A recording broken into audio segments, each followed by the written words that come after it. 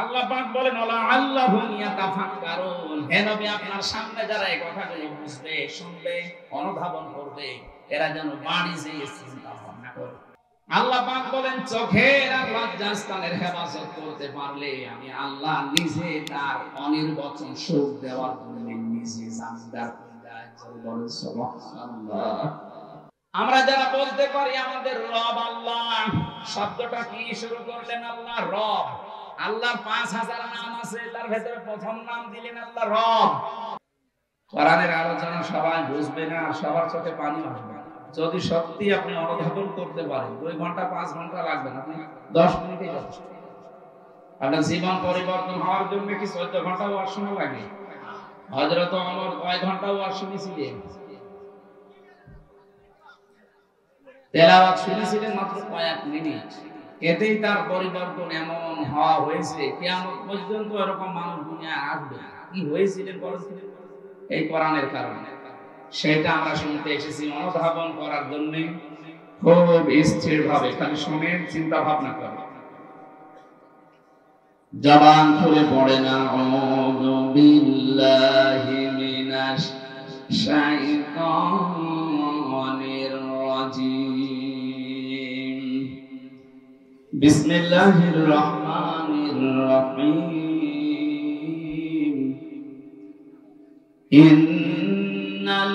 ইন্নাল্লাযীনা ক্বালু রাব্বুনাল্লাহু সুম্মা ইসতাকামু তাতানাজ্জালু আলাইহিমুল মালাঈকা আল্লা তাখাফু ওয়া লা তাহজানু وابشروا بالجنة التي كنتم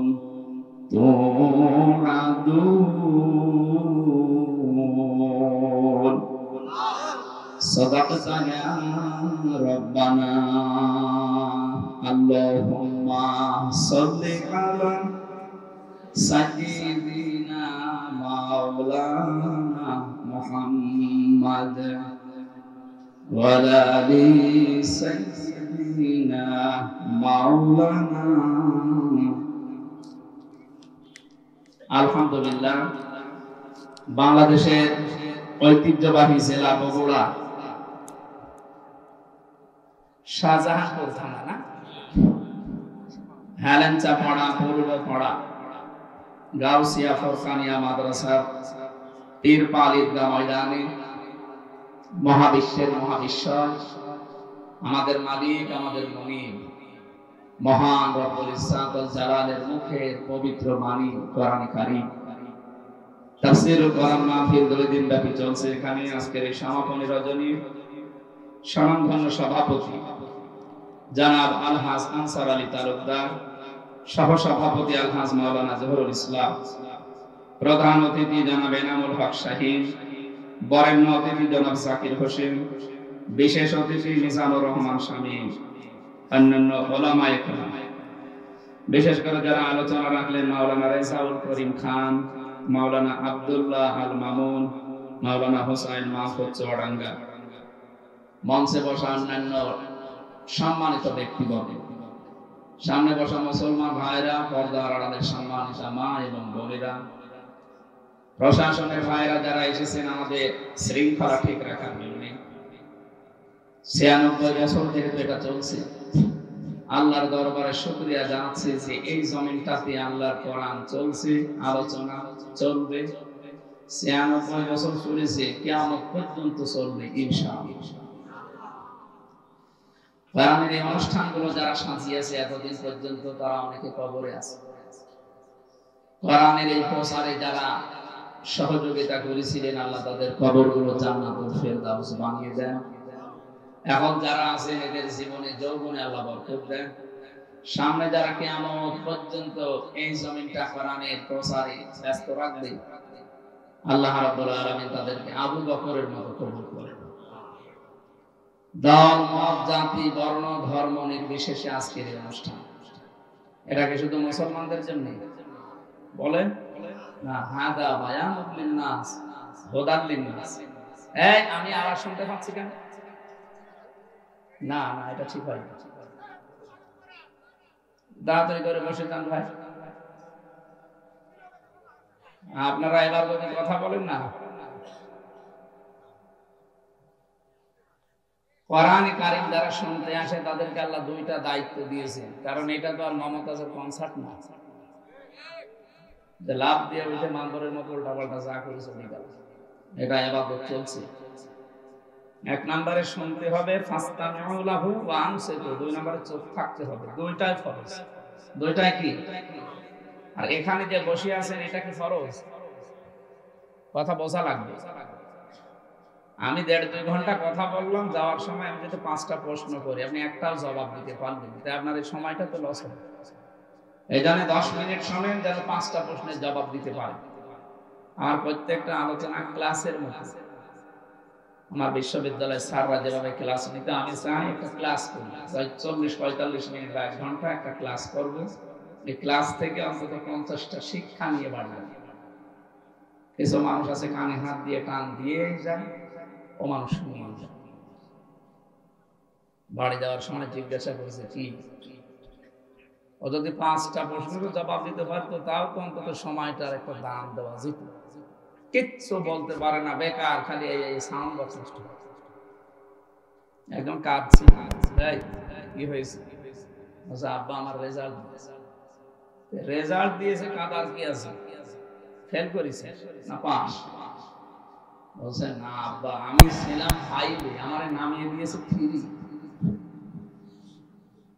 আমারে যদি অন্তত ফেল করতাম তাও তো ক্লাসে রাখতাম। আমার এমন রেজাল্ট, আমারে নামিয়ে দিয়েছে 2 ক্লাস নিচে, এখন আমার 5-এ উঠতে আর আমার 2 বছর লাগবে। আমি এই কারণে কাঁদতেছি। তা আপনি আজকে এসে অন্তত যদি 5 থেকে 6-এ উঠতে নাও পারে, অন্তত 5-এ থাকা যায় না? নাকি আপনারা আবার 3 নামিয়ে দেওয়া লাগবে? এই জন্য এমন ভাবে শুনবেন যেন অন্তত 5-এ থাকতে পারে। 6-এ অবশ্যই আমাদেরকে উঠতেই হবে। এই কথা বলেন না কেন? লাতার কাবুনা তাবাকান আন তাবাক, এটা কোরআনের আয়াত, ইনশিকাকের ভিতরে আছে। এই আয়াতটার মানে বাস্তব অর্থ হচ্ছে, হে নবী, আপনি এক জায়গায় থাকলে হবে না, আপনাকে উপরে ওঠা লাগবে। দিন যত যাবে আপনাকে উপরে উঠতে হবে, এক তবকা পার হয়ে আরেক তবকায় যাওয়া। তাকে আল্লাহ যে তবকার পরে তবকা, আসমানের পরে আসমান পার করে একেবারে আরশ মহল্লা পর্যন্ত নিয়ে গিয়েছিলেন, এটা শোনেননি জীবনে? উনি একবারে গিয়েছেন? আস্তে আস্তে গিয়েছিলেন। আজকে আমরা অন্তত 96 বছরে এখানে যারা শুনলাম, অন্তত এত বছর না শুনলেও 20-30-40 বছর শুনতেছি একাধারে। আগে যা ছিলাম, কোরআন শোনার পরে যদি ওই রকমই থাকে, তা আপনার আর শোনার দরকার নেই, আপনি অন্য কাজ ডাক্তারের কাছে আমরা যারা যাই, প্রত্যেকটি বাচ্চা নিয়ে গেলে ডাক্তার আগে ওজন দেয়। আগে কি করে? আমার এই যে আজকে 53-54 দিন হয়ে গেল, একটা মেয়ে হয়েছে, পরে ডাক্তারের কাছে নিয়ে গেলে আগে ওজন দেওয়ার পরে, এখন 5 বছর পরে যদি ওজন দিয়ে দেখে যে ওই 5 বছর আগে যা ছিল এখন তাই আছে, ও কি সুস্থ না অসুস্থ? আপনি 96 বছর কোরআন শুনছেন, এটা তো আল্লাহর বাণী, আপনার ভেতরে তো প্রতিক্রিয়া আসার কথা, কিছু আসে না। আমরা এরকম শ্রোতা হব না, আমরা এমন শ্রোতা হতে চাই যেন এখান থেকে 5 কেজি ওজন ছিলাম, আজকে যেন অন্তত 6 কেজি করে নিয়ে যেতে পারি। আমার কথা বুঝতেছেন? আল্লাহ তুমি আমাদেরকে তাওফিক এবং ধৈর্য দিও, বলেন আমিন। তাহলে শুনতে আসি যারা, তাদের দায়িত্ব আল্লাহ কয়টা দিলেন? 1 নম্বরে চুপ থাকবে, যত কিছু হয়ে যাক কথা বলা যাবে, যা হোক খুব বেশি হলেও ইশারা করবে। 2 নম্বরে শুনতে হবে, এটা মনে হয় আমি বানালাম না? সূরা আরাফ 204 নম্বর আয়াতে আল্লাহ জানিয়েছেন, ওয়াইদা কুরিয়াল কুরআনু ফাসতামিউ লাহু ওয়া আনসিতু লাআল্লাকুম তুরহামুন। রহমত নাযিল হবে এখানে, যত তোমরা শুনতে পারো আল্লাহর কোরআন আর চুপ থাকতে পারো। যেহেতু আপনি বসে আছেন, এটা কিন্তু ফরজ না। আগে যে 2টা বললাম এটাই ফরজ। শুনবেন ফরজ, চুপ থাকা ফরজ, আরে বসে থাকা নফল। বসে থাকা কি? আফদালুল ইবাদাতি তিলাওয়াতুল কোরআন। পৃথিবীতে যত নফল ইবাদত আছে সবচাইতে নফল ইবাদতের ভেতর উত্তম এই কোরআনের অনুষ্ঠান। এখানে কোরআন পড়া হবে, শোনা হবে, বোঝা হবে, এটা উত্তম নফল ইবাদত। কিন্তু চুপ থাকা আর শোনা কি? বলেন বলেন। কাউকে সালাম দেওয়া কি ফরজ? সুন্নাহ। সালাম দেওয়া কি? কিন্তু সালাম শোনার পরে জবাব দেওয়া, দেখেছি সালাম দেওয়া সুন্নাহ, অথচ জবাব দেওয়া ওয়াজিব। না দিলে আপনার ওয়াজিব তরক করার গুনাহ হবে, আর ওয়াজিব তরক করলে কবিরা গুনাহ হবে। ও সালাম না দেওয়া ভালো ছিল না? অনুষ্ঠান করে যদি আপনার গুনাহ হয়ে যায়, মনে হয় এটা না দিয়ে গুনাহ যেটা হয় এটা একটু শান্তিও পাওয়া যেত, ওটা দেওয়াই ভালো ছিল না। আমরা এসেছি আমাদের কিছু নেওয়ার জন্য, সুতরাং আপনারা যা করছেন শ্রোতার দায়িত্ব পালন করেন। এখন আমি যারা বলতে আসে যারা, তাদের দায়িত্ব কি? আল্লাহ রাব্বুল আলামিন বলেন, ওয়ানজালনা ইলাইকা যিকরা লিতুবায়্যিনা লিন-নাসি মা নুজিলা ইলাইহিম ওয়া লাআল্লাহুম ইয়াতাফাক্কারুন। সূরা নাহলের 44 নম্বর আয়াতের শেষের দিকে আছে, হে নবী, এই কোরআন আপনার প্রতি আমি নাযিল করেছি, শুধু চুমা খাবেন আর মাথার উপরে রেখে দেবেন। হ্যাঁ, কেন দিলাম আপনাকে এটা জানি? লিতুবায়্যিনা লিন-নাস, আপনি মানুষের সামনে ব্যাখ্যা করবেন, বিবৃতি দেবেন স্পষ্ট ভাবে, গোপন করবেন না কিছু। শব্দের দিকে খেয়াল করে শুনেন, লিতুবায়্যিনা লিন-নাস। আপনি যখন মানুষের সামনে ব্যাখ্যা দেবেন, কি মানুষ যারা মরে গেছে, লাম শব্দ ব্যবহার করা হয় আরবি গ্রামার অনুযায়ী 13টা অর্থে। প্রথম অর্থ হচ্ছে লাম ব্যবহার করা হবে যাদের জন্য, যারা জীবিত হওয়া লাগবে। আল্লাহ এখানে যে লিন-নাস দিয়েছে, এটা মৃত মানুষের জন্য না, জীবিত মানুষের জন্য। সুতরাং কোরআন প্রচার করা লাগবে, কোরআন ব্যাখ্যা করা লাগবে তাদের সামনে যারা জীবিত। কিন্তু শব্দটাকে 15.5 বছরে আমরা পাল্টিয়ে ফেলেছি। এই দেশে জীবিত মানুষদের সামনে কোরআনের ব্যাখ্যা করা কত কঠিন হয়ে গিয়েছিল। 14 জায়গায় অনুমতি নেওয়া লাগবে এরকম একটা অনুষ্ঠান করার জন্য।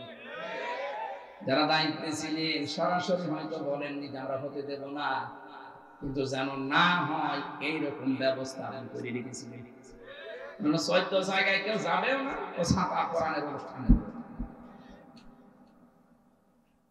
যাতে মাতাল হলো তাহলে ঠিক ছিল, কারণ জানে যে দেশে 96% মুসলমান, অন্তত আরসাই তো এই কোরআনের বিরুদ্ধে ডাইরেক্ট অবস্থান নিয়ে টিকে থাকা যাবে। একটা ছেলে শুধু বাগান থেকে ফুল ছিঁড়ত, বাগানের মালিকের ছেলে, এই ছেলের বাবার কাছে গিয়ে বলছে, চাচা আপনার ছেলে শুধু আমাদের বাগান থেকে ফুল ছেড়ে, আপনি কিছু বলতে পারেন না? ফুল ছেড়ে, ওর মাথা একটু খারাপ তো, এই জন্য ফুল ছেড়ে। ছেলেটা বলছে, চাচা আপনার বাগানের পাশে তো আমাদের বাগানের পাশে তো আপনার বাগান আছে, ওই বাগানে তো বড় বড় ফুল আছে, ওইটা তো ছেড়ে না।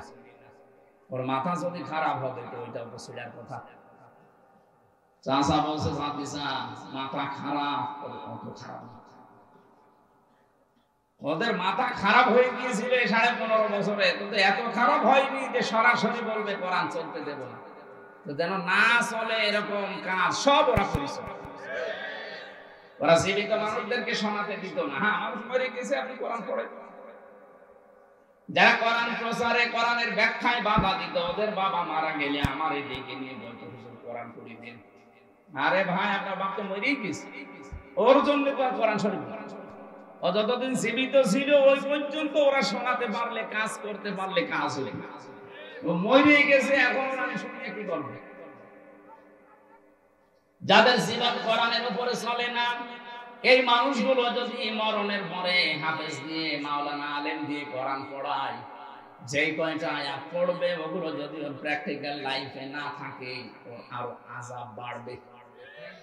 ফেরেশতা এসে কোথাতে দেয়, কি বলে হাফেজ? ইউসিকুমুল্লাহু ফি আওলাদিকুম লিযযাকারি মিসলু হাযযিল উনসায়াইন। তেলাওয়াত যখন অবশ্যই করবে আয়াত পড়বে না পড়বে না? আলহামদুলিল্লাহি রাব্বিল আলামিন থেকে শুরু করে এই পর্যন্ত যখন আসবে ফেরেশতা কিন্তু গোতা দিয়ে বলবে কি এই আয়াত পড়েছি বলেছিল। এক ছেলে যা পাবে দুই মেয়ে তাই পাবে, এটা আল্লাহর নির্দেশ। কিন্তু বহু মানুষ এই দেশে ছেলের নামে সবই লিখে দেয় আর মেয়েকে বলে তোর জন্য দোয়া করে দিলাম। এটা একটা টাটকা শয়তান। কোন কারণে আপনি এটা করলেন বলেন তো? ছেলেটাকে জন্ম আপনি দিয়েছিলেন, মেয়েটাকে ভাড়া করে জন্ম দিয়েছেন। কথা বলেন না? ওইটাও যদি আপনার হয় তাহলে আল্লাহর যে নির্দেশ ছিল ওইটা আপনি কেন করলেন না? আমি বহু হাজিকে আমার নিজের সাথে যেতে দেখেছি এই কাজ করে। ওরা কিছু মনেও করে না, ওরা জানেও করে না। আর জানলেও কিভাবে জানে আমি জানি না। যাওয়ার আগে ভালো ভালো জমিগুলো, পজিশন গুলো, দোকান গুলো সব ছেলেকে দিয়ে দেয়। আর মেয়ের জন্য বলে আল্লাহর ঘরে কাবায় যাচ্ছি দোয়া করে দেবো যা। আরে ভাই আপনি তো দোয়া করবেন, ওকে ফাঁকি দিবেন কেন? দোয়া করবেন করেন, ওর জমি আগে ফেরত দিন। কথা বলেন না কেন?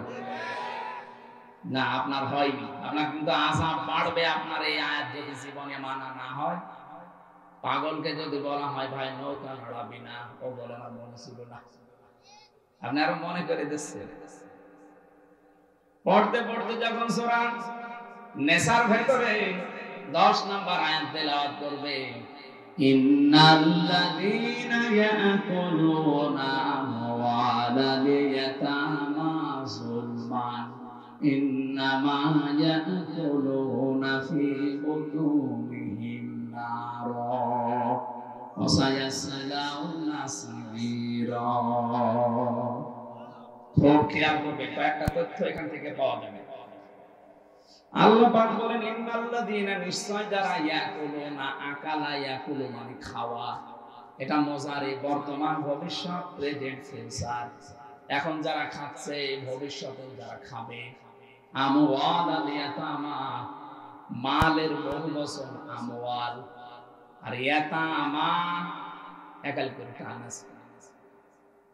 যারা এতিমদের মাল খাচ্ছে এবং খাবে জুলমান, অন্যায় ভাবে, ইন্নামা অবশ্যই তারা, ইয়াকুলুনা ফী বুতুনিহিম নার, তারা পেটের ভেতরে যা দেয় সব জাহান্নামের আগুন ছাড়া কিছু না। শব্দটা কত কঠিন ভয়ঙ্কর দিয়েছেন আল্লাহ। খাবারকে আল্লাহ বলেন জাহান্নামের আগুন। এটা এতটুকু আল্লাহ যদি শেষ করে দিতেন, আল্লাহর কসম এই আয়াত আমি পড়তাম না। পরে শব্দটা আরো কঠিন, ওয়াসায়াসলাউনা সাঈরা। শব্দ শুরু করার আগে আল্লাহ সিন দিয়েছেন।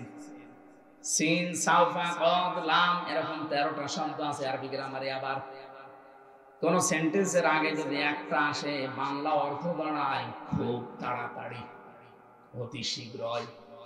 আল্লাহ বলেন এই যে ওয়াসায়াসলাউনা সাঈরা, ওই মানুষগুলো শুধু মরতে দেরি হবে, কবরে দেওয়ার সঙ্গে সঙ্গে ওরে জাহান্নামে আমি আল্লাহ নিজে আযাব দিব।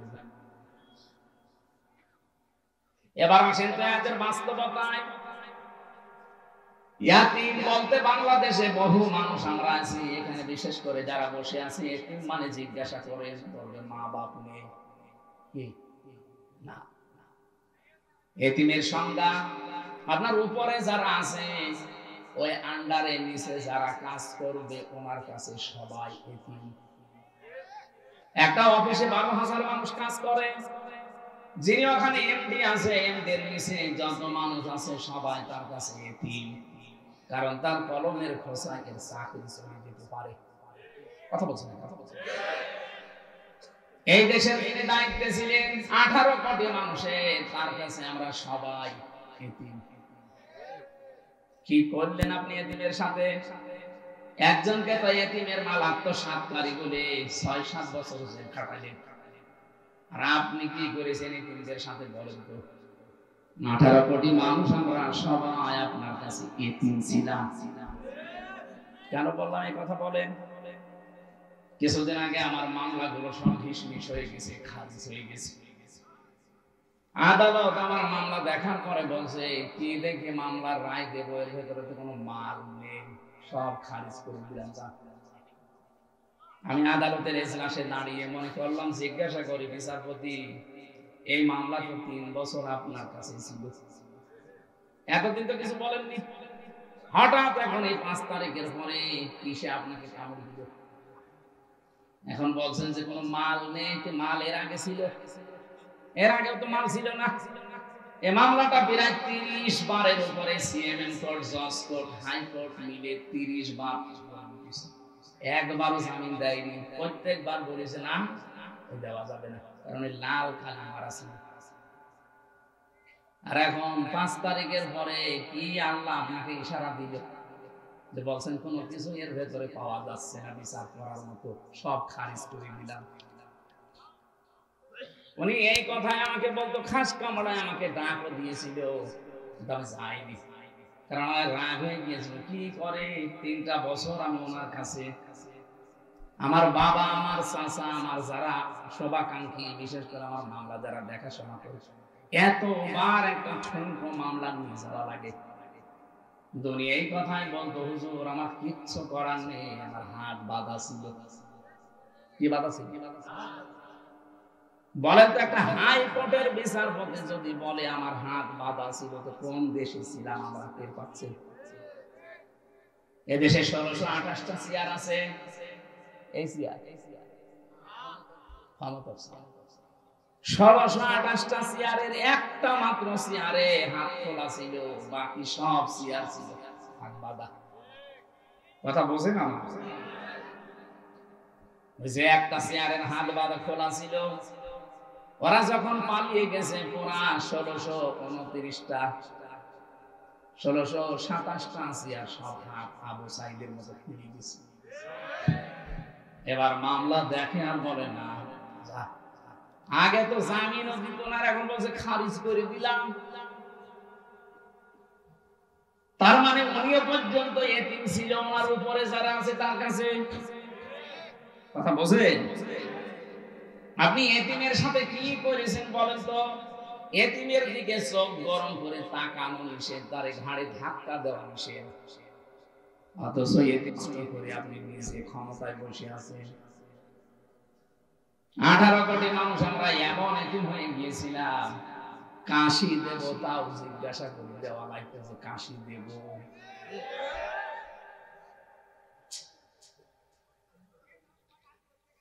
কি অবস্থায় ছিলাম আমি নিজে টের পেয়েছি।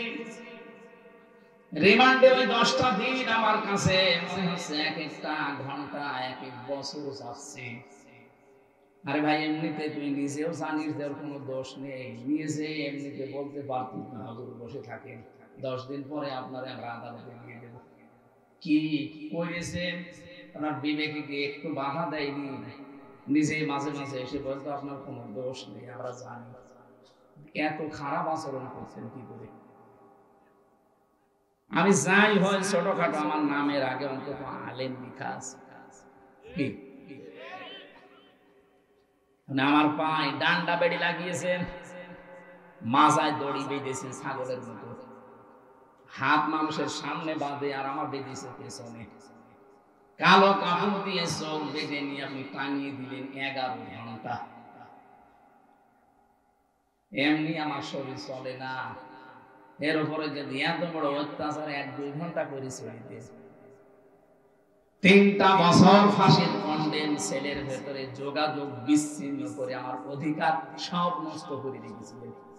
জেলে থাকলে তো 10 বছর থাকা যায়, ফাঁসির ওই কন্ডেম সেলের ভেতরে শুধুমাত্র সেলে রেখে দিয়ে শেষ করেনি, 24 ঘন্টা তালা লাগিয়ে রাখে, আবার সিসি ক্যামেরা দিয়ে রেখেছে, আমার সাথে কেউ যেন কথা না বলে, আবার যোগাযোগ বাইরে পুরা বিচ্ছিন্ন। হ্যাঁ, আমার চাইতে কঠিন অবস্থায় ছিল যারা আয়না ঘরের গভীরে ছিল। আমি ছিলাম 10 দিন, কিন্তু অত গভীরে না। মাঝে মাঝে দেখতাম কিছু মানুষ চিৎকার করছে, একটা মানুষ 2 বছর, 5 বছর, 8 বছর, 10 বছর, 14 বছর করে আছে, কেউ জানে না। এত বড় বড় নখ হয়ে গেছে, চুল দাড়ি মনে হচ্ছে আকাশ থেকে, জঙ্গল থেকে মনে হয় বেরিয়ে আসতেছে, দেখলে আপনার ভয় লাগবে। যারা এত বড় নখ বলেন তো কি অবস্থা তার? এই লোকটা দেওয়ালের সাথে খুশিয়ে খুশিয়ে লিখে রাখলো, ভাই যদি বাইরে যেতে পারে এই নাম্বারে একটু জানাবে যে আমি এখনো বেঁচে আছি।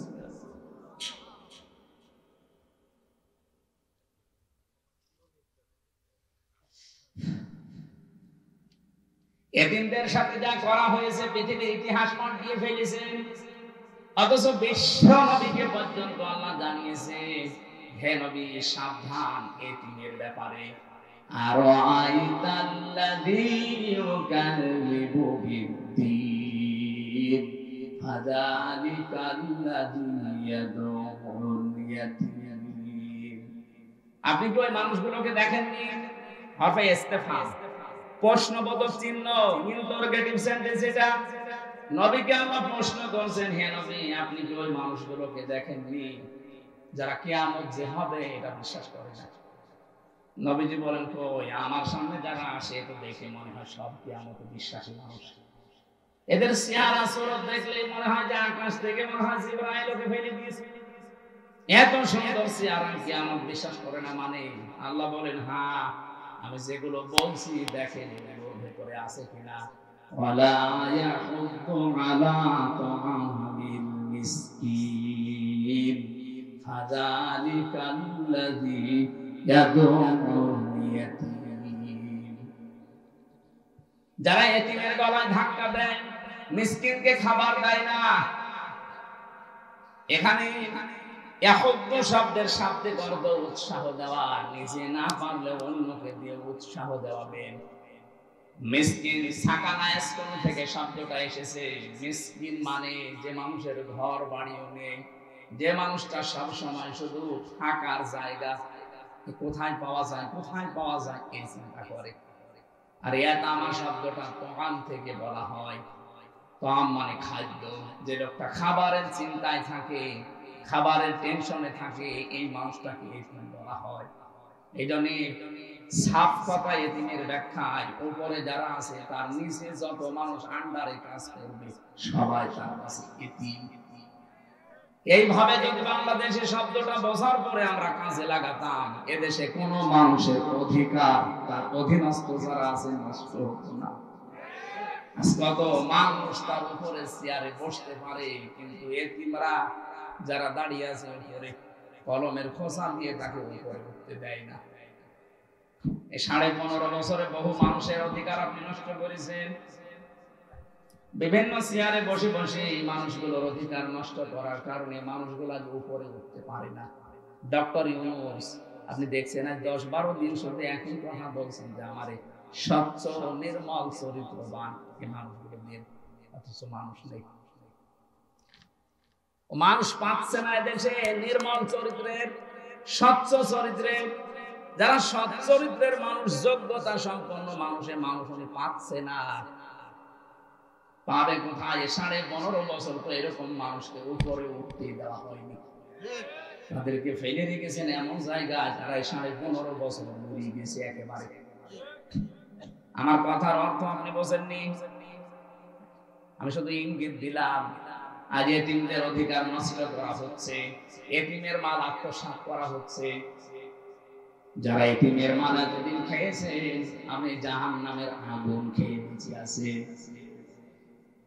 একজনের নাম বলছে, আপনি উল্টা পাল্টা নেবেন না, সালমান এফ রহমানি দরবেশ।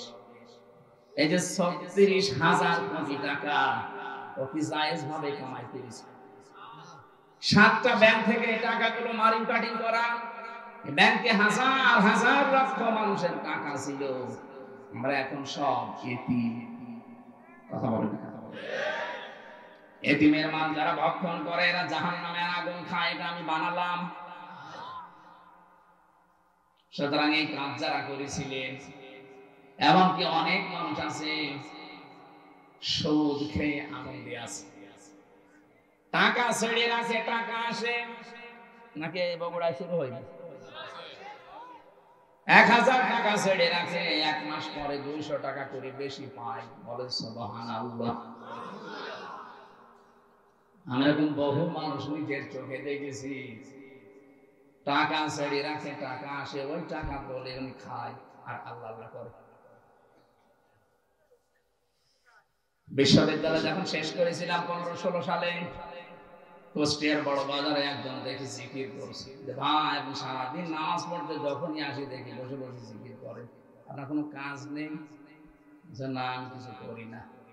কিছু না করলে শহরে থাকেন, টাকা পান কোথায়? আমার বাবার জমি ছিল, বিক্রি করে ব্যাংকে রেখে দিয়েছি, ওখান থেকে প্রতি মাসে মাসে লাভ আসে, বলছে না যে সুদ আসে, লাভ আসে, ওইটা তুলি খাই আর আমি আল্লাহ আল্লাহ করি। লাভ বলেন আর ইন্টারেস্ট বলেন, এটা কিন্তু সুদ, কবিরা গুনাহ হবে। আমারে বলছে হুজুর আমি জানি সুদ খেলে কবিরা গুনাহ হয়, এই জন্য টাকা আমার নামে না, টাকা আমার বোর নামে টাকা গোনা যদি হয় আমার বোর হবে। এরপরেও যদি গোনা হয়ে যায়, যে বসে বসে জিকির করি, এটা খেলা করার জন্য না। এই জিকিরের সাওয়া আবার ওই গোনা কাটা কাটি, মাঝখানে জান্নাতে যাবো, পাও কি ধান্দায় আছে দেখিস? এরকম ধান্দা মাঝমান বগুড়ায় নেই। যারা এই যে টাকা ছেড়ে রাখেন, টাকা আসে, আর কিছু না হোক আপনার মায়ের সাথে জিনা করা, এটা কি বিশ্বাস করে নাকি আমি বানালাম? হাদিস কোরআনে কারিমে সূরা বাকারার ভেতরে আছে, যারা সুদ খায় তাদেরকে শয়তান এরকম মাসাহ করে দেয়। সুদ খায় যারা, কিয়ামতের দিন যখন দাঁড়াবে তারা মহাবিষ্ট হয়ে দাঁড়াবে, মনে হবে ওদেরকে কেউ যেন ছুঁয়ে দিয়েছে। মানুষের শরীরে যখন অজানা একটা স্পর্শ আসে, ওই মানুষটা কিন্তু অন্যরকম হয়ে যায়। কিয়ামতের দিন শয়তান ওদের শরীরের ভেতরে মাসাহ করে দিবে। আল্লাযীনা ইয়াকুলুনার রিবা ওয়া ইয়াকুমুনা ইল্লা কামা ইয়াকুলুল্লাযী ইয়াতাখাব্বাতুহু শাইতানু মিনাল মাস। ইলা আখিরাত। রব্বুল আলামিন বলেন, দুনিয়াতে যারা সুদ খায় তাদের দৃষ্টান্ত জানেন, কিয়ামতের দিন তাদেরকে বিশাল বিশাল শিকল দিয়ে বেঁধে ফেরেশতারা নিয়ে আসবে। আয়াতটা পড়ার ব্যাখ্যা করার পরে আমার মনে হয় বাংলাদেশে বহু মানুষ এরকম আছে যারা কিয়ামতে 70 গজ শিকল দিয়ে তাদেরকে ময়দানে নিয়ে আসা হবে। এরকম মানুষ এই জেলায় নেই।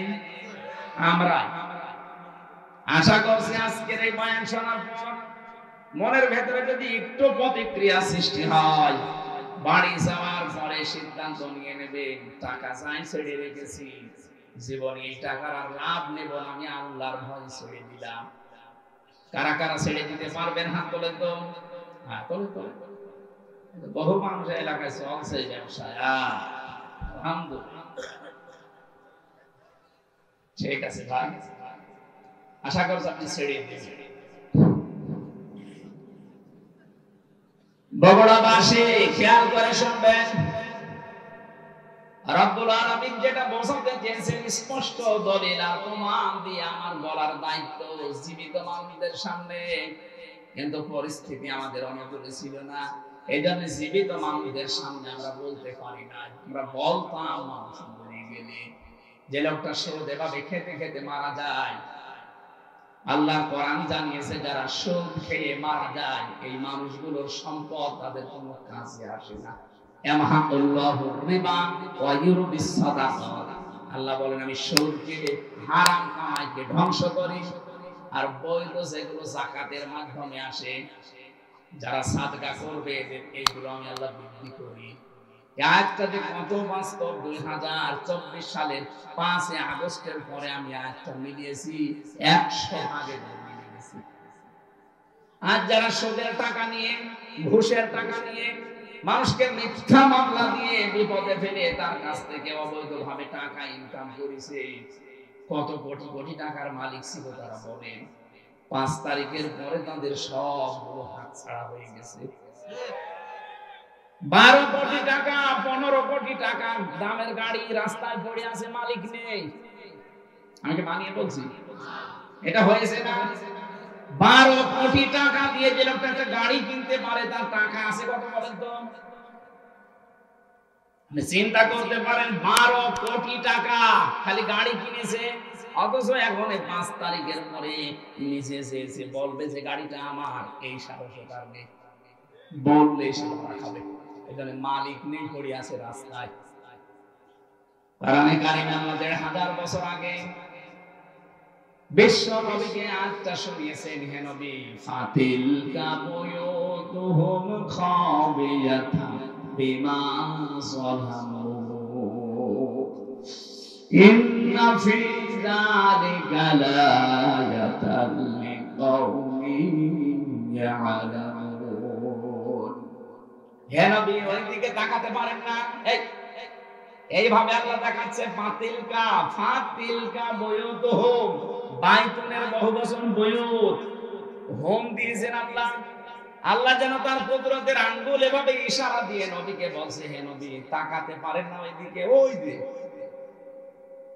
ফাতিলকা বুয়ুতুহুম খাবিয়াতাম বিমা যালামু, ওই যে জালেমদের ঘরগুলো আমি আল্লাহ কিভাবে উজাড় করে দিয়েছি। তাকান। আমার তো আয়াতটা পড়ার পরে 2024-এর 5 আগস্টের কথা মনে পড়ছে। দেখেন, 2024-এর 5 আগস্টের পরে দেশে যত জালেমের ঘর ছিল, অধিকাংশ ঘরগুলো আজ উজাড় হয়ে গেছে। আমি তো আমার কুষ্টিয়ারটা বলছি, কি দাপট ছিল হানিফ সাহেবের, কি আমি নাম ধরে বলছি এই কারণ আমি নিজে দেখে এসেছি তার দাপট কি। খুলনা বিভাগের 10টা জেলায় আমার একটা দিনও ঢুকতে দেয়নি, কথাও বলতে দেয়নি। কি দাপট নিয়ে যত মনে তো হাসিনার আত্মীয়, এই কারণে এত দাপট ছিল। এদেশের 3 নাম্বার পজিশনে চলে গিয়েছিল, অথচ এই 5 তারিখের পরে 1টার সময় যিনি পালিয়েছে, বিকাল 5টা বাজতে বাজতে তার বাড়ির একটা এমটো আর নেই, সব তুলে নিয়ে চলে গেছে। আমার তো আয়াতের দিকে তাকিয়ে মনে হচ্ছে আল্লাহ মনে হয় হানিফ সাহেবের নামে আয়াতটা নাযিল করেছে। ফাতিলকা বুয়ুতুহুম, হে নবী, আপনি একটু তাকান, খাবিয়াতাম বিমা যালামু, এদের এই জুলমের কারণে এই ঘরগুলোর দিকে তাকান, কি অবস্থা করেছি। বিরান হিল বানিয়ে দিয়েছি, বিরান ভূমি বানিয়ে দিয়েছি, মনে হচ্ছে এখন ওটা জাতীয় টয়লেট। আমার মনে হয় সমস্ত জায়গায় 3 মাসের ব্যবধানে যে অবস্থা, ভূত পেতনি থাকতেও ভয় পায় না। অথচ কয়েকদিন আগে ওখানে দুর্বিসন্ধি চলতো যে কার বিরুদ্ধে মামলা দেওয়া যায়। বাংলাদেশে যত জালেমের ঘর ছিল এই আয়াতের সাথে মিলিয়ে আমি দেখেছি প্রত্যেকটা মিলে যাচ্ছে। সর্বোচ্চ ঘর যেটা ধানমন্ডিতে, আপনি তাকান কত দাপট চলতো সেখানে, কত জাকজমক, অনেকে গিয়েছে মাঠে আবেগে। অথচ 3 মাসের ব্যবধানে, কালকে পেপারে দিয়েছে, ও ঘরটা এখন উজাড় গৃহ, জনমানব শূন্য। 3 মাসে এমন অবস্থা।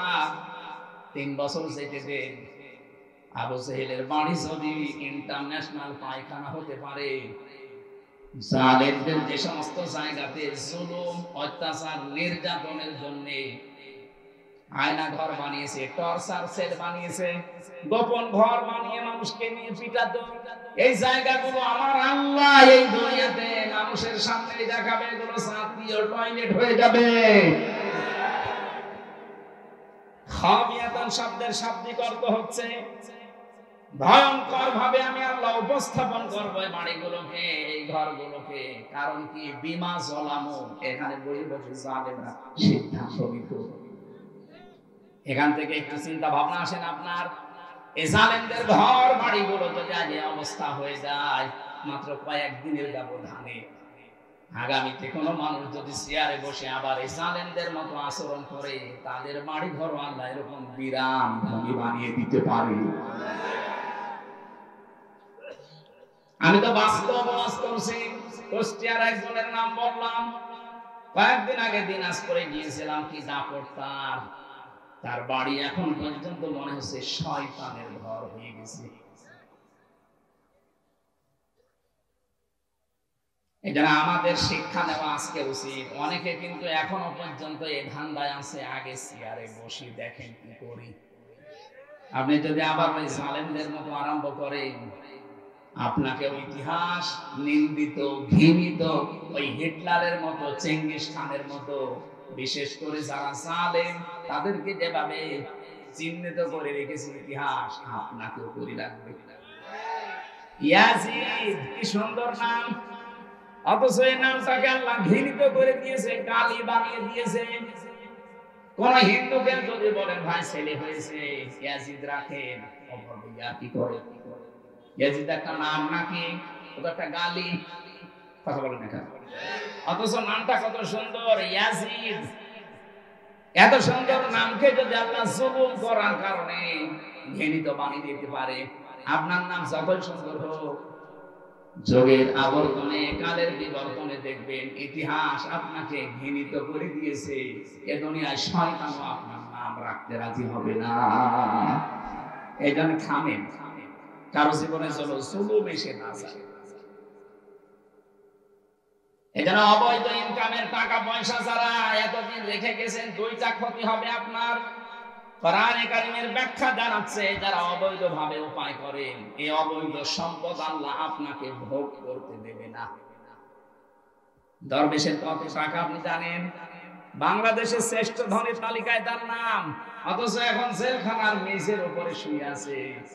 আমি যেভাবে মাটির উপরে শুয়ে থাকতাম সেভাবে আছে। কি হইল তার এই টাকা পয়সা? এটা তো দুনিয়া গেল। আল্লাহ পাক বলেন সবচাইতে ভয়ঙ্কর কথা, যারা অবৈধভাবে দুনিয়া ইনকাম করবে, চর্ম চোখে দেখতে মনে হবে বিশাল কিছুর মালিক হয়ে গেছে, এই মানুষটা মরণের সঙ্গে সঙ্গে ঈমান নসিব হবে না, বেঈমান এই মরবে। এর সাথে আপনি তো কি চান? সম্পদগুলো ভোগ করতে পারলেন না, বেঈমান হয়ে মরে গেলেই তো শুরু হবে কবরে। ওই যে মুগুরের বাড়ি, একবার বাড়ি দেওয়ার সঙ্গে সঙ্গে 70 গজ নিচে চলে যাবে, আবার নখ দিয়ে ফেরেশতারা টেনে তুলবে, আবার বাড়ি লাগাবে। কার জন্য কি করে গেলেন আপনি? আপনার ছেলের জন্য, মেয়ের জন্য, বর জন্য, মা বাবার জন্য করেছিলেন নাকি? মনে মনে ভাবতেন যে ঘুষের টাকা 20,000, 50,000, 1 লাখ নিলাম, আমার ছেলে মেয়ে বউ, আমার মা বাবা শান্তিতে থাকতে পারবে। পারবে? একটা বারের জন্য জিজ্ঞাসা করেন, 1 লাখ টাকা ঘুষ খেলে যে গোনাটা হয়েছে, এই পাপটা আপনার ওই মা বাবা নেবে কিনা? এমনকি যাদের জন্য সম্পদের পাহাড় তৈরি করে রাখলেন, আমরা বাস্তব অভিজ্ঞতা আমি বলছি, এখানে আমরা যত মানুষ আছি, এই যে এই মানুষটা মনে করেন সম্পদের অবৈধ একেবারে বিশাল পাহাড় তৈরি করে মারা গেল, 200 বছর পরে যদি বগুড়াতে ফিরে আসে, তখন তো আর এই মানুষগুলো পাবে না। পাবে? 200 বছর পরে আমাদের নাতির নাতির নাতি, 3 প্রজন্মের পরে এক লোক আসবে, উনি যদি ওই সময় এসে বলে এই বাড়ি কিন্তু আমার, ওই বাড়িতে আপনার 3 প্রজন্মের পরে যারা আসবে হচ্ছে দেবে। আপনি যতই পরিচয় দেন, আমি কিন্তু তোর বাবার বাবার বাবা, বলবে কিসের বাবা? যদি থাকতে চান মসজিদের বারান্দায় গিয়ে থাকেন, এই বাড়িতে আপনাকে ঢুকতেও দেবে না। যদি যেতে না চান জুতা দিয়ে পিটাবে। এটাই বাস্তব। আর পুরা কোরআন শরীফের সামারাইজি এটা। আমি পুরা কোরআন শরীফে আমি তাফসীরের উপরে অনার্স মাস্টার্স করেছি, আমি দেখেছি আল্লাহ এইটাই বোঝাতে চেয়েছে, আমাল হায়াতুদ দুনিয়া ইল্লা মাতাউল গুরুর। ও হামসা, দুনিয়ার জীবনটা কিন্তু ধোঁকা। দুনিয়ার জীবন কি? তোমার মা বাবা ভালোবাসে ঠিক আছে, একটু কিছু করে দেখো ওই মা বাবার ভালোবাসা হারিয়ে যাবে। তোমার স্ত্রী ভালোবাসে ঠিক আছে, সন্তানাদি তোমারে ভালোবাসে, একটু উল্টা পাল্টা কিছু করে দেখো, ভালোবাসা সব পালাবে। পৃথিবীর জমিনটা ধোঁকা। যার জন্য যা করছেন, বৈধটা না হয়ে অবৈধ হলে ওরা আপনার বিপক্ষে কিয়ামতে জাহান্নামে দেওয়ার জন্য ব্যস্ত হয়ে পড়বে। ডাক দিয়ে বলবে ওয়াকালাল্লাযীনা কাফারু রব্বানা আরিনাল্লাযাইনি আযাল্লানা মিনাল জিন্নি ওয়াল ইনসি লাহুম কুলুবুন লা ইয়াফকাহুনা বিহা রব্বানা আরিনাল্লাযাইনি আযাল্লানা মিনাল জিন্নি ওয়াল ইনসি নাজআলুহুমা তাহতা আকদামিনা লিয়াকুনা মিনাল আসফালিন। আল্লাহকে নিজে ডাক দিয়ে বলবে, আল্লাহ এ আমার বাবা, এ আমার বড় ভাই, এ আমার নেতা, এদেরকে আমি দেখিয়ে দিলাম এই মানুষগুলো নিজেদের সাথে আমাদের জন্য বহু কিছু অন্যায় করেছে, ওদেরকে আমরা করতে বলি নাই, দেখিয়ে দিলাম আমাদেরকে যা শাস্তি দিবা শুধু ওদেরকে আমাদের কাছে এনে দাও, তোমার কিছু করা লাগবে না। তাহাতা আকদামিনা, কদমের বহু বচন আকদাম, পাঁচ শব্দের বহু বচন, আল্লাহ দুই দ্বিবচন দিয়েছেন, বহু বচন।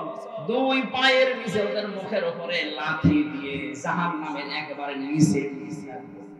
ওই সন্তান বলবে যে সন্তানকে 2 তলা বাড়ি বানাতে গিয়ে আপনি বৈধ অবৈধ দেখেন, বাবা শাহজালাল সব হারাল। এরকম পাগল দেশে নেই, আছে মানে আমরা যেন পাগলামি আর না করি সামনে। সুতরাং ব্যাখ্যা যখন যেটা করব কোরআনে কারীম দিয়ে, আমার দায়িত্ব হবে জীবিত মানুষদের সামনে সঠিক কথাগুলো তুলে ধরা। আর যারা জীবিত মানুষ শুনবে তাদের দায়িত্ব কি? না লিতুবাজ্জিনা লিন-নাস, আল্লাহ পাক বলেন ওয়ালা আল্লাহুম ইয়াতাফাক্কারুন, হে নবী আপনার সামনে যারা এই কথাগুলো বুঝবে, শুনবে, অনুধাবন করবে, এরা যেন বাড়ি যেয়ে চিন্তা ভাবনা করে। সুতরাং শুধু 1 বছর পরে পরে শুনতে আসবেন আর গরুর মতো জীবন কাটাবেন না, শোনার পরে বাড়ি যেয়ে চিন্তা ভাবনা করেন। তাই তো আমি যদি 200 বছর পরে আবার বগুড়ায় ফিরে আসি, আমার নিজের আপন চন্দ্রায় তো আমার বাড়ি উঠতে দেবে না। আল্লাহ আমাদেরকে তুমি এই পাগলামি থেকে অন্তত বাঁচাও। এটা হবে, এর প্রশ্নের জবাব আল্লাহ আগেই পাঠিয়ে দিয়েছে। এরপরও যদি আমরা কেউ ফেল করি, আমার মনে হয় ওরে 5 থেকে নামিয়ে দেওয়া দরকার আছে। আল্লাহ আমাদের বুঝ দাও, বলেন আমিন। কোরআনে কারীমের 6666টি আয়াত, মাত্র একটা আয়াত পড়েছি, সূরা হামিম সেজদা 30 নম্বর আয়াত। আমাকে আল্লাহ এই মাথার ভেতরে যে জ্ঞান দিয়েছে, এই আয়াতে যত কথা আছে আমার কাছে ব্যাখ্যা নোট করা আছে। আমার মনে হয় মরণ পর্যন্ত যদি আয়াতটার ব্যাখ্যা করা হয় তারপরও শেষ হবে না, এত কথা এর ভেতরে লুকানো আছে। আমরা যতটুকু পারি এবার তাফসীর আকারে কথা বলবো ইনশাআল্লাহ।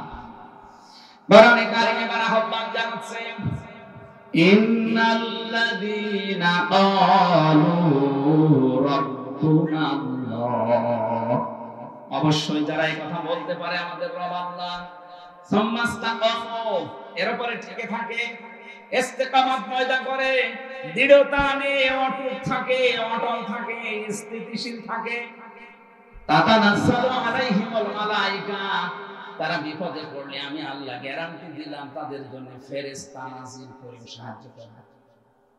আমি জানি এই কথা শোনার পরে আমাদের 100% বিশ্বাস অনেকে নেই, আল্লাহ যে মুমিন বান্দারা বিপদে পড়লে সাহায্যের জন্য ফেরেশতা পাঠাতে পারে, এটার বিশ্বাস আমাদের এখনো তৈরি হয়নি।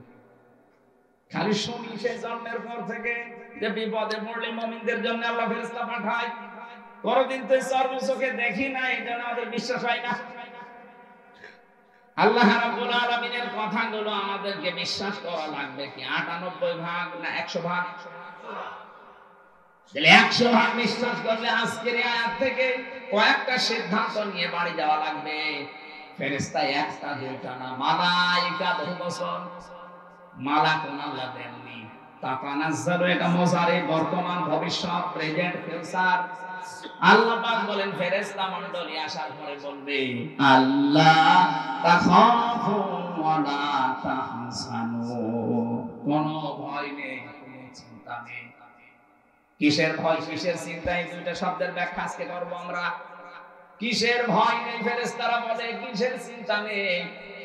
ওয়াবশিরু বিল জান্নাতিল্লাতী কুনতুম তুআদুন, তারা জান্নাতের সুসংবাদ নিয়ে আসে, ওই জান্নাত যার ওয়াদা আল্লাহ তোমাদের সাথে করেছেন। জোরে বলেন সুবহানাল্লাহ। এটা ছিল আয়াতের বাংলা অর্থ। এবার আসে আমরা ব্যাখ্যার দিকে যাই।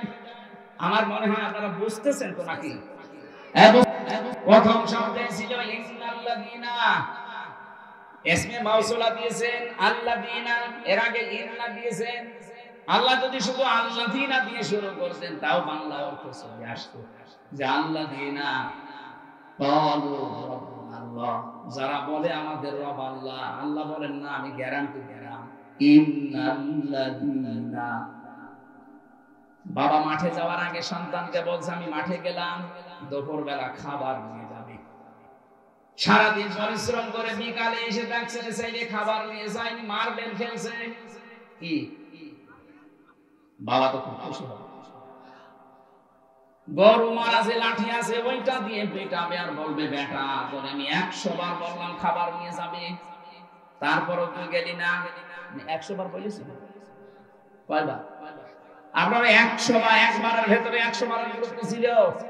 আল্লাহ কোন শব্দকে 100 বার বলার ইরাদা যদি করে, কতবার না বলে একবারে আয়াতের আগে শব্দের আগে ইন্না দিয়ে দেন। এখানে আল্লাহ শব্দ শুরুই করেছেন ইন্না দিয়ে। ইন্নাল্লাযীনা ক্বালু রাব্বুনাল্লাহ, নিশ্চয় যারা, অবশ্যই যারা এই কথা বলতে পারে আমার রব আল্লাহ, আমার রব বলে না রব্বুনাল্লাহ, আমাদের সবার রব আল্লাহ, এই কথা যারা গ্যারান্টি দিতে পারবে, সুম্মাস্তাকামু, আর এর উপরে টিকে থাকতে পারবে। এটা যে বাস্তবে কত কঠিন, আমি ছেড়ে যাওয়ার পরে কিছুটা আঁচ পেয়েছি। মীর কাশেম আলীর নাম শুনেছেন, আমি নামটা ধরলাম এই কারণে উদ্বুদ্ধ করতে চাই। আল্লাহকে যারা রব বলার পরে টিকে থাকতে পারে, তাতানাজ্জালু আলাইহিমুল মালায়েকা, আল্লাহ যে ফেরেশতা পাঠায় তাদের কাছে এটা বাস্তব। ওনার মাত্র 3 ঘন্টা পরে ফাঁসি। ওনার যে দায়িত্বে ছিলেন কারারক্ষী কুতুব ভাই, আমার ওই দিন দায়িত্বে ছিলেন, আমাকে এসে বলছে ভাই শহীদ মীর কাশেম আলী, আমি তখন নামাজের ভেতরে তেলাওয়াত করছিলাম এশার নামাজে, ইন্নাল্লাযীনা ক্বালু রাব্বুনাল্লাহ। নামাজ শেষ হওয়ার পরে উনি আমার সামনে দাঁড়িয়ে আমার বলছে হামজা ভাই যে আয়াতটা বললেন, এই আয়াতটা যে কত বাস্তব এটা আমি নিজে চোখে দেখেছি শহীদ মীর কাশেম আলীর জীবনে। লোকটার মাত্র 3 ঘন্টা পরে ফাঁসি। আমি ওনাকে জানাতে আসলাম যে স্যার সময় নেই, মাত্র 3 ঘন্টা আছে, আপনি প্রস্তুতি নিন।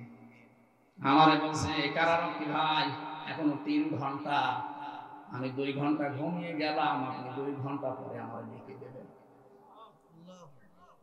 আমারে বলছিল যে ভাই যার 3 ঘন্টা পরে ফাঁসি, যার ছেলে ব্যারিস্টার গুম হয়ে আছে, আরমান 8 বছর গুম হয়ে আছে, ও জানেই না যে বেঁচে আছে না মরে গেছে। তাও যে নরমাল পাগল ছাগল হলে তো হয়তো, ব্যারিস্টার আর ছেলে চেহারা দেখেছেন রাজপুতের মতো চেহারা, কত বড় শিক্ষিত একটা ছেলে, তার যে প্রপার্টিজ আছে, লক্ষ লক্ষ মানুষের কর্মসংস্থান বানিয়েছে, সেই উত্তরাধিকারে ছেলে আছে, তার মেয়ে লাইফ সাপোর্টে আছে, তার বউ। এরকম কঠিন মুহূর্তে মাত্র 3টা ঘন্টা পরে যার ফাঁসি হয়ে যাবে, তার দলীয় যে লোকজন লক্ষ লক্ষ মানুষ পালিয়ে বেড়াচ্ছে, হাজার হাজার জেল খাটতেছে, কথা বলে না। অথচ সেই লোকটা দেখলাম 2 ঘন্টা ঘুমিয়ে 2 ঘন্টা পরে উঠে পড়েছে, গোসল করলো, ওযু করার পরে বিস্কিট বের করে বলছে ফাঁসি তো হয়ে যাবে, বিস্কিট খাবেন আপনি।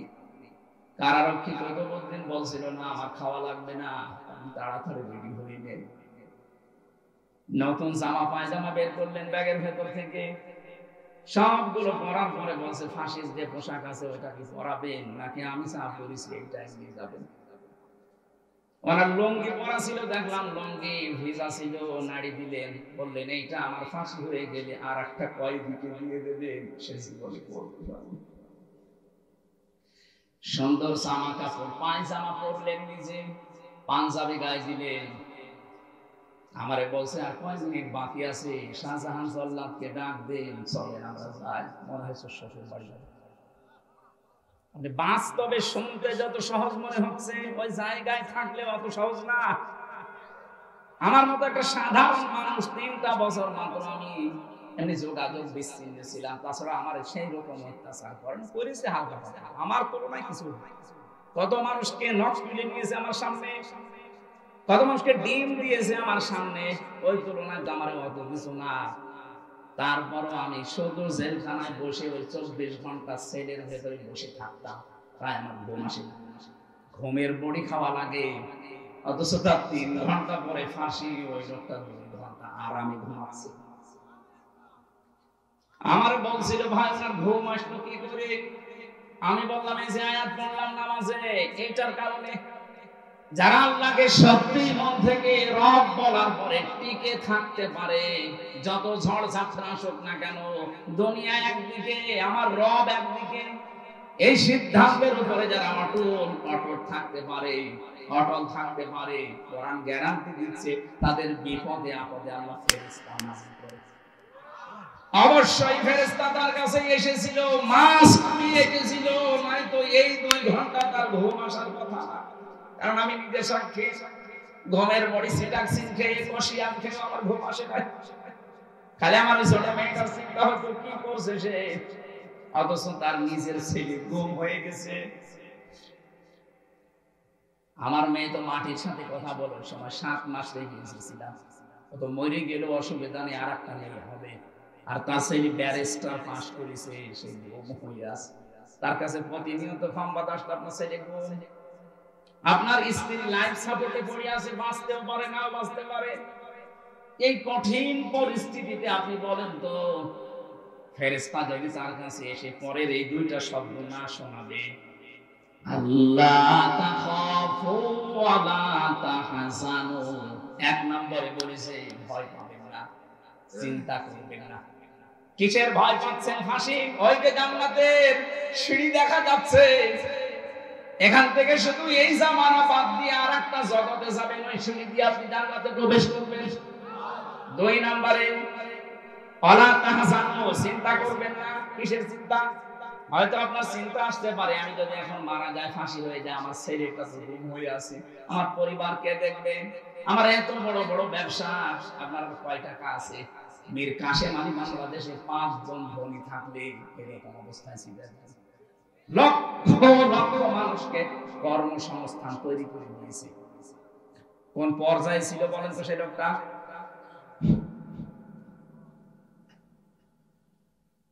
যার শুধু হাতের এরকম ইশারা দিলে লক্ষ লক্ষ মানুষ ওঠে বসে। আমার কথা তো ছাগলও শোনে না।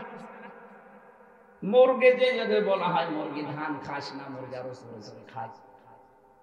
আর তার কি ক্ষমতা আল্লাহ দিয়েছিলেন, পাওয়ার দিয়েছিলেন সারা বাংলাদেশে না সারা পৃথিবীতে। মুসলিম বিশ্বে তার একটা নাম ছিল আলাদা। কতগুলো মুসলমান দেশ ঘুরে আসলাম, এই দেশে কয়েকজনকে অনেকেই শ্রেণী, তার ভেতরে কাশেম আলী একজন। বহু মানুষের কর্মসংস্থান বানিয়েছে, তাও জায়েজ ভাবে, হারাম ভাবে না। এই মানুষটাকে ফেরেশতারা হয়তো এই কথা বলেছিল, আমি তাফসিরে পড়েছি, এইভাবেই লেখা আছে। ফেরেশতারা বলে চিন্তা করবেন না, আপনার দলীয় লোকজন পালিয়ে বেড়াচ্ছে, জেলখানায় আছে, আপনার স্ত্রী অসুস্থ, ছেলে গুম হয়ে আছে, ব্যবসা প্রতিষ্ঠানগুলো সব সরকার হাতছাড়া করে দিচ্ছে, কোনো চিন্তা নেই, ভয় নেই, এগুলোর সব দায়িত্ব আল্লাহ নিজে নেবে। এই কথাটা কানের কাছে যখন ফেরেশতারা বলে, তখন তার ঘুম আসে, তাছাড়া ঘুম আসা সম্ভব না। ফেরেশতারা এসে তার সামনে জান্নাতটা তুলে ধরে, যেমন হযরতে আসিয়ার সামনে জান্নাত তুলে ধরেছিল ফেরেশতারা, তিনি যখন ঈমানের পরীক্ষা দিচ্ছিলেন। ইয ক্বালাত রাব্বি ইবনি লি ইনদাকা বাইতান ফিল জান্নাতি ওয়া নাজ্জিনি মিন ফিরআউনা ওয়া আমালিহি ওয়া নাজ্জিনি মিনাল কওমিজ যালিমিন। সম্মানিত মা বোন যারা এসেছেন, এই আয়াতে আপনাদের 2টা শিক্ষা আছে। মেয়েরা এসেছে? আমার মা বোনেরা, অনেকে মনে করে আমি নামাজ পড়ি, রোজা রাখি, কালো বোরকা পরে বেড়াই, আমি জান্নাতে যাব না, যাবে কে? না। হযরতে আসিয়ার দিকে তাকান, এত বড় কঠিন পরিস্থিতি, তার ঈমানের উপরে টিকে থাকতে গিয়ে তার হাতের ভেতরে পেরেক লাগিয়েছে, তার নিজের সামনে ফেরাউন। তার কপালে পেরেক লাগিয়েছে, পায়ের ভেতরে চালাকা লাগিয়েছে, মাথার উপরে গরম তেল ঢেলে দিয়েছে, চুলগুলো সব উঠে গেছে। কঠিন পরিস্থিতি যখন চলছিল, আল্লাহ নিজে ফেরেশতা জিবরাইলকে বলছে জান্নাত তুলে নিয়ে আমার বান্দির সামনে দাও। হযরত আসিয়া জান্নাত দেখার পরে ডাক দিয়েছিলেন,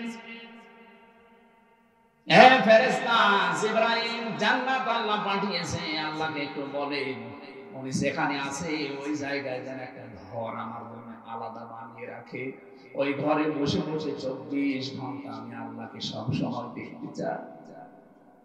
এক নম্বরে তিনি কি ইমানের পরীক্ষায় কি কথা বললেন, দ্বিতীয় নম্বরের কথাটা মেয়েদের জন্য বলার জন্য আমি আয়াতটা পড়লাম। হযরত আসিয়া বলেছিলেন, রব্বি নাজ্জিনি মিন ফিরআউনা ওয়া আমালিহি ওয়া নাজ্জিনি মিনাল কওমিজ যালিমিন। দুই জায়গায় এক আলিফের টান আছে। হযরত আসিয়া বলেছিলেন, হে আল্লাহ, আমার স্বামী ফেরাউন নিজে জুলুম করছে, লোকজন দিয়ে করাচ্ছে, এই জুলুমের যে বিভৎস অত্যাচার সীমা লঙ্ঘন করে ফেলেছে, আমি জীবিত অবস্থায় আমার শরীরের ভেতরে সমাকা আমার মাথার চুলগুলো সব তুলে ফেলেছে, আমার লজ্জা স্থান ওরা বর্ষা আমার বেবলে রেডি হয়ে আছে। এই কঠিন পরিস্থিতি দেখে তুমি কেন এগিয়েছিও না? তুমি আমাকে বাঁচাও অন্তত এই জুলুম থেকে, আমার স্বামীর অত্যাচার থেকে, আর যাদেরকে দিয়ে অত্যাচার করায় তাদের অত্যাচার থেকে তুমি আমাকে বাঁচাও, কিন্তু তুমি আমার স্বামীর উপরে নজর দিও না। চিন্তা করেছেন কোন অবস্থায় দোয়া করছে? এত বড় কঠিন ভয়ঙ্কর অত্যাচার জুলুম নির্যাতনের পরও তিনি স্বামীর জন্য বরদোয়া করেননি। হ্যাঁ, বলেছিলেন তুমি আমাকে স্বামীর অত্যাচার থেকে বাঁচাও, আমার স্বামীর উপরে তুমি অত্যাচার করো না। আর আপনি একটা সাবান কম হলে বদয়া দেন, একত বছর এরকম বলতে শিখে সারাটা জীবন আমরা শেষ করে দেই। আর একটা শাড়ি যদি একটু কম দামি হয়, ওটা দিয়ে আমার পোকা বের করে ফেলে, বলে আপনার কাছে এসে জীবনে আমি কিচ্ছু পেলাম না। এই কথা যারা বলবে মুখ থেকে, ওর সঙ্গে সঙ্গে পেছনের আমল আখলাক আল্লাহ সব ধ্বংস করে দেবে। ফেরাউনের স্ত্রী যদি এত কঠিন অবস্থায় ওর স্বামীর জন্য বরদোয়া না দেয়, আপনি একটা শাড়ির জন্য বরদোয়া দিয়ে দিলেন, আপনি মানুষ, আপনি জান্নাত যাবেন। বহু মেয়েকে আমি এই বাংলাদেশের সাথে মিলিয়ে, হাদিসের সাথে মিলিয়ে দেখতে পাচ্ছি। বিশ্বনবী বলেন, আমি মেরাজে যখন গেলাম দেখলাম অধিকাংশ মেয়েরা জাহান্নামের আগুনে। ফেরেশতারা জিজ্ঞাসা করলাম কেন? ফেরেশতারা বলেছিল দুইটা কারণে। এক নম্বরে তারা স্বামীর কুফরি করে। স্বামীর কুফরি মানে স্বামীর নাশকরি করে। সবকিছু একটা মানুষ দেয়, হঠাৎ একটু কিছু কম পড়ে গেলে তখন নাশকরিয়া করে, উল্টা পাল্টা কথা স্বামীকে বলে ওর মন খারাপ করে দেয়। এরকম বউ আছে কার? হাত তুলে একযুগ। আপনি ক্যামেরার সামনে এসে হাত তুলে দেখেন, আপনার বউ দেখো আজকে আপনার ঘরে ঢোকা মনে করি না, আমি হাসির খোরাকি দেই না। এরকম তো লজ্জা শরম ত্যাগ করে হাত তুলেছে, আর আমরা হাত তুলতে পারছি না, কারণ ক্যামেরা সব আমার দিকে ঘোরানো, আমি তুলে তো আরো ঝামেলা। সম্মানিত মা বোনেরা, না হচ্ছে না। এখানে বহু স্বামী অবস্থায় আছে, পুরুষ নির্যাতনকারী নারী যেমন আছে, নারী নির্যাতনকারী পুরুষও আছে। বাংলাদেশে নারী নির্যাতনকারী পুরুষের বিরুদ্ধে মামলা হয়, পুরুষ নির্যাতনকারী নারীর বিরুদ্ধে কোনো মামলা নেই। অন্তত আর যাই হোক, চাচা এর সাথে ছিল, এই আইনটা তো পাস করতে বাধ্য। এই কথা বলেন না কেন? চাচা এর সাথে যদি পাস করে যেত যে পুরুষ নির্যাতন করলে তাদের বিরুদ্ধে মামলা হবে, তাহলে আমার মনে হয় আমরা অনেকে আজ পরিবারে জান্নাতে থাকতাম। কি যে অবস্থায় আছে আমরা বলতেও পারি না, সইতেও পারি না। অথচ মেয়েরা যদি মনটা একটু উদার করে, পরিবারটা একটা জান্নাত হয়ে যায়। খাদিজাতুল কুবরার জন্য আল্লাহ জান্নাতে আলাদা একটা ঘর বানিয়ে রাখবেন। ওই ঘরটা হবে নয়েজ মুক্ত, আওয়াজ মুক্ত। কেন? নবীজি যখন বাইরের কোলাহল পরিবেশপূর্ণ দেখে আসতেন, বাড়িতে বাইরে দাওয়াতি কাজ করে ঝামেলার শেষ নেই, এক একজনের এক এক কথা, উল্টা পাল্টা কথা শুনে যখন বাড়িতে আসতেন, বাড়িতে প্রবেশ করার সঙ্গে সঙ্গে ঘরটা আওয়াজ মুক্ত করে ফেলতেন। নিস্তব্ধ, একেবারে শান্ত, নির্মল করে দিতে হযরতে খাদিজা স্বামী। আপনি স্ত্রী হিসাবে এরকম একটা ঘর স্বামীকে উপহার দিতে পারেন না? যত রোদে পুড়ে বিভিন্ন মানুষের সাথে তর্ক করে, ব্যবসা বাণিজ্য করে, চাকরি বাকরি করে, মাথার ঘাম পায়ে ফেলে বাড়িতে আসতেছে, অন্তত ঘরটা ওর মনে একটু শান্ত করে রাখে না? বাড়িতে আসলে আপনার শুরু হয় উল্টাপাল্টা কথা। আপনার জন্য জান্নাতে এরকম আলাদা ঘর বানানো দূরের কথা, স্বামীকে যারা এরকম মানসিক কষ্টে রাখে তার জন্য আল্লাহ জাহান্নামে একটা ঘর বানিয়ে রাখে। খালি নামাজ পড়ে রোজা করে আর কালো বোরকা পরে মনে করছে আমি আল্লাহর ওলি হয়ে গেছি। আমি মীর কাসেম আলীর কথা কেন বললাম? কারণ আমি নিজে দেখেছি, নিজে শুনেছি, বাস্তব আমি নিজে উপলব্ধি করে এসেছি জায়গাটা। এই জন্য বললাম, আমরা যারা আজ আল্লাহকে রব বলার পরে সত্যি আমরা টিকে থাকতে পারি, তাদেরও কিন্তু একটা আলাদা অনির্বচন সুখ আল্লাহ তাদেরকে দান করে। শব্দটা কি বললাম? অনির্বচন সুখ। যারা বাংলা পড়ে, শব্দটা এত ভয়ঙ্কর শব্দ।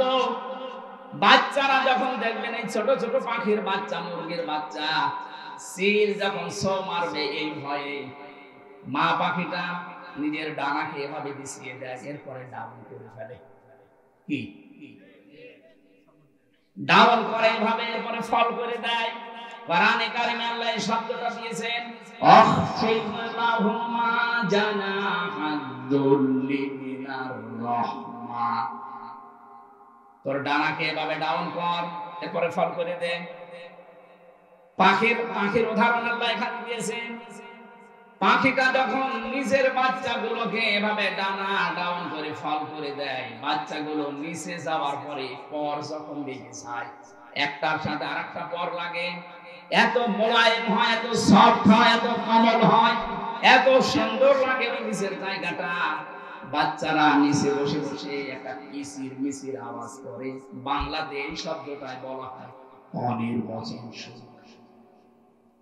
আল্লাহ পাক বলেন, এই মানুষগুলো আল্লাহকে রব বলার পরে যদি সত্যি টিকে থাকতে পারে, ওর মনের ভেতরে একটা অনির্বচন সুখ আমার পক্ষ থেকে আমি আল্লাহ দান করি।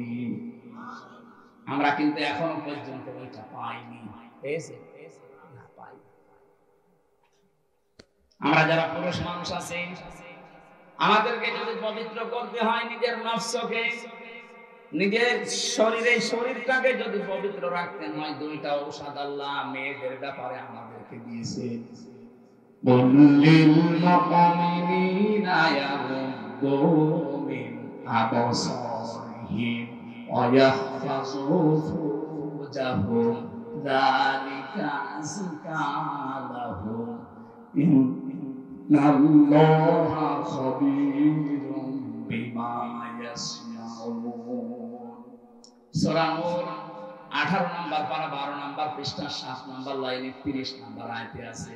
আল্লাহ বলেন, হে মুমিন নারীরা, মুমিন পুরুষেরা, মহিলা যারা আছে, বেগানা মেয়ে লোক দেখলেই চক্ষুকে নিম্নগামী করবা আর লজ্জাস্থানের হেফাজত করবা।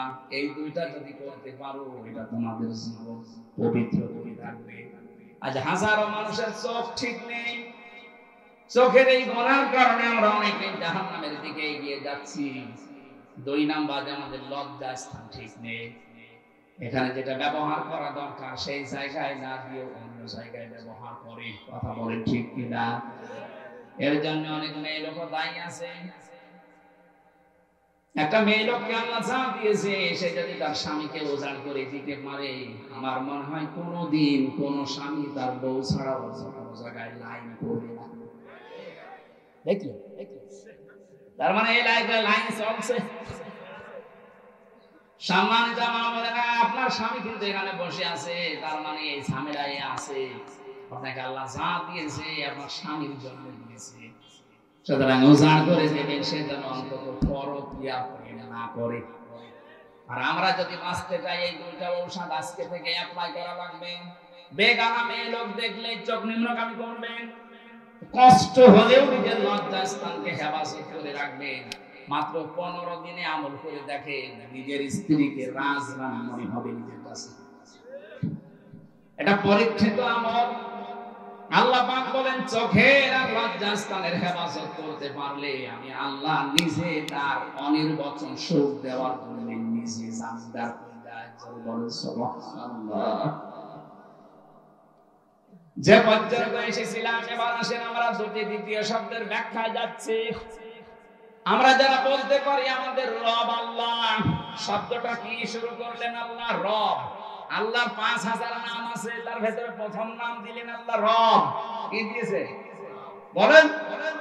রব কাকে বলে? নেই থেকে, আমি আবার বলছি, নেই থেকে ধীরে ধীরে পূর্ণতায় যিনি পৌঁছিয়ে দেন তার নাম আরবিতে বলা হয় রব। আমি কি ছিলাম বলেন তো? নেই। কি ছিলাম? 33 বছর বয়স এখন আমার, 34 বছর আগে আমি কি ছিলাম? নেই। এই কথা বলেন না কেন? আল্লাহ পাক আমাকে প্রথমে রব শব্দটা দিয়ে দেয় স্মরণ করিয়েছে। হাল্লা তাআলাল ইনসানি হাইনুম মিনাদ দাহরি লাম ইয়াকুন শাইআন মাদকুরা। আমি ব্যাখ্যা করেছি, তাফসীর থেকে লিখেছি, এগুলো তাফসীরে ইবনে কাসির আর ফি জিলালিল কোরআন। রবের প্রথম অর্থ হচ্ছে সৃষ্টিকর্তা। সূরা আলাকে যে প্রথম আয়াত পড়েন ওর ভেতরে দলিল দেওয়া আছে, ইকরা বিসমি রাব্বিকাল্লাযী খালাক। পড়ো তোমাকে রবের নামে যিনি তোমাকে বানিয়েছে। তাই রবের প্রথম অর্থ সৃষ্টিকর্তা, স্রষ্টা। আমাদের স্রষ্টাকে আরো জোরে, যারা রব হিসাবে আল্লাহকে মানবে তাদের এই দুর্বল জায়গায় আল্লাহ আঘাত দিয়েছেন। তুমি কিন্তু নেই ছিলে, নেই থেকে আমি আস্তে আস্তে তোমাকে আজ হামজা বানিয়ে এই চেয়ারে বসিয়ে দিয়েছি। দ্বিতীয় নম্বরে রবের ব্যাখ্যায় পেয়েছি রব মানে রিজিক দাতা। শুধু আমাকে সৃষ্টি করে শেষ করে দেননি, আমাকে রিজিকও দিয়েছে। মায়ের পেট থেকে শুরু করে এখনো পর্যন্ত রিজিক দিচ্ছে কে? দলিল দেওয়া আছে সূরা জুমারের 50 নম্বর আয়াতে। এক একটা শব্দে এত কথা ব্যাখ্যা করা আছে, আমি রাত বেশি হয়ে যাচ্ছে বলে সামারাইজ করে ফেলছি। 3 নম্বরে রব মানে মাবুদ, যিনি ইবাদত পাওয়ার একচ্ছত্র মালিকানা, তার যোগ্যতা আছে। পৃথিবীতে বহু কিছু আছে তারা ইবাদত পাওয়ার জন্য চেষ্টা করেছিল, নিজেকে দাবি করেছিল, কিন্তু ইবাদত পাওয়ার যোগ্যতা তাদের ছিল না। ফেরাউন নমরুদেরা নিজেরাই খোদা দাবি করে বলেছিল আমার ইবাদত করো। আল্লাহ পাক বলেন না, ইবাদত পাওয়ার যোগ্যতা শুধু আমার, কারণ আমি বানিয়েছি তোদেরকে আমার ইবাদত করার জন্য। এই ব্যাখ্যাটা দিয়েছেন সূরা জারিয়ার 56 নম্বর আয়াতে, ওমা খালাকাতুল জিন্না ওয়াল ইনসা ইল্লা লিয়াবুদুন। 4 নম্বরে রব মানে আইন দাতা। আমি শুধু তোকে ইবাদত আমার করবি কিভাবে? আমার আইনগুলো মানার মাধ্যমে। 500 আইন আমি তোকে দিলাম, শরীয়তের বিধান, আইন, নিয়ম নীতি। আমরা বাংলাদেশে আমরা মাত্র একটা আইন মানি, তাও কোরআন না। আর দেখ, অথচ কোরআনে আইন আছে 500। আমি একটাও যদি মানলাম এখনো 900 কি 499টা বাকি আছে। আপনি রব মানেন কি করে? কবরে যাওয়ার পরে তো বলবে আমার রব্বুকা। বাঙালি হিসাবে যদি বলে ফেলেন রব্বি আল্লাহ, ফেরেশতারা বলবে দাঁড়া।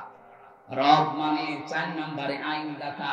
আল্লাহর কোন কোন আইন মানতিস একটু বলতো, ধরা খেয়ে যাবে। 5 নম্বরে রব মানে অভিভাবক, এটা আনাম 102 নম্বর আয়াতে আছে। রব শব্দের ভেতরে যে 5টা অর্থ 19টা পেয়েছি, সামারাইজ করে আমি 5টা বেশি ব্যবহার হয় কোরআনে, এজন্য এগুলো লিখলাম। আপনি একটা একটা করে মিলিয়ে দেখবেন। সৃষ্টিকর্তা, এরপরে সৃষ্টিকর্তার পরে তিনি আমাদের রিজিক দিয়েছেন, এরপরে তিনি আমাদের ইবাদত পাওয়ার একচ্ছত্র মালিকানার যোগ্যতা নিয়ে বসে আছেন। 4 নম্বরে তিনি আইন দিয়েছেন আমাদের চলার জন্য। 5 নম্বরে তিনি আমাদের অভিভাবক। এটা যদি বিশ্বাস নিয়ে পড়তে পারতাম আর মানতে পারতাম, আমেরিকাকে আজ আমরা অভিভাবক মনে করতাম না, ভারতকে অভিভাবক মনে করতাম না, জাপানকে অভিভাবক মনে করতাম না। যে কথাগুলো আমরা বলেছি এই 5টা অধ্যায়ের ভেতরে সব যেন আল্লাহ সামারাইজ করে এর ভেতরে ঢুকিয়ে দিয়েছেন। এই 5টা যারা জীবনে মানতে পারবে, আল্লাহ বলেন 2 নম্বরে ফুমাস্তাকামু, টিকে থাকা লাগবে এর উপরে। ঝড় ঝাপটা আসবে আল্লাহর আইন মানতে গেলে, না আসবে না? আসবে, আপনাকে টিকে থাকা লাগবে। যদি সত্যি টিকে থাকতে পারেন, ফেরেশতা আসবে সাহায্যের জন্য, মাস্ট বি। আল্লাহর ঘোষণা মিথ্যা হয় না। আমরা ওই পর্যায়ে যেতে পারি না, এইজন্য আমরা সাহায্য পাই না। ভয় নেই, চিন্তা নেই, এই কথা বলতে আসবে। ওয়াবশিরু বিল জান্নাহ, সুসংবাদ দিতে আসবে ওই জান্নাতের, যার ওয়াদা আল্লাহ নিজে কোরআনে কারিমে করেছে। এই আয়াতগুলো এইভাবে আমল করার মাধ্যমে আল্লাহর পুরস্কার, আল্লাহর সুসংবাদ, যেটা মরণের আগে তিনি ফেরেশতার মাধ্যমে আমাদেরকে দেবেন, সবার জীবনে আল্লাহ ওই পর্যায়ে যেন তিনি দেন। বলেন আমিন। মানুষের ঠিক মতো বসার আগে আদায়ের ব্যাগ দেওয়ায় আদায় কিছুই হয় না। এখন আবার ফের করা লাগবে। ব্যাগটা যাবে, যারা ব্যাগ নিয়ে যাচ্ছে আপনারা দয়া করে টাকা পয়সা যারা এনেছিলেন, আগামীতে যেন এটা বন্ধ হয় না। স্যার তো 100 বছর হোক, আর 4 বছর হলে 100 বছর হয়ে যাবে।